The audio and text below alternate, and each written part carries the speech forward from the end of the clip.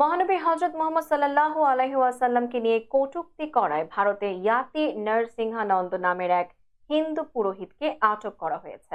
ভারতীয় সংবাদ মাধ্যম ইন্ডিয়ান এক্সপ্রেসের প্রতিবেদনে এই তথ্য জানানো হয়। এতে বলা হয়, আটক নরসিংহানন্দ উত্তরপ্রদেশের গাজিয়াবাদের দশনা দেবী মন্দিরের প্রধান পুরোহিতের দায়িত্বে রয়েছেন। বিতর্কিত এই ব্যক্তি গত বৃহস্পতিবার একটি অনুষ্ঠানে মহানবীকে নিয়ে অশোভন কথা বলেন। এরপরই তার বিরুদ্ধে এফআইআর দায়ের করে সিহানীগেট থানার পুলিশ।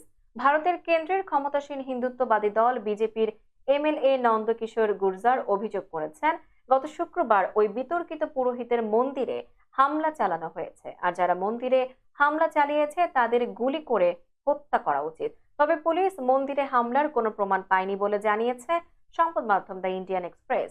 ইসলাম ও মহানবীকে নিয়ে সম্প্রতি ভারতের বিভিন্ন পুরোহিত ও রাজনীতিবিদ বাজে মন্তব্য করেছেন। এর জেরে কয়েকদিন আগে মুম্বাইয়ের দিকে রওনা দিয়েছিলেন হাজার হাজার মুসলিম।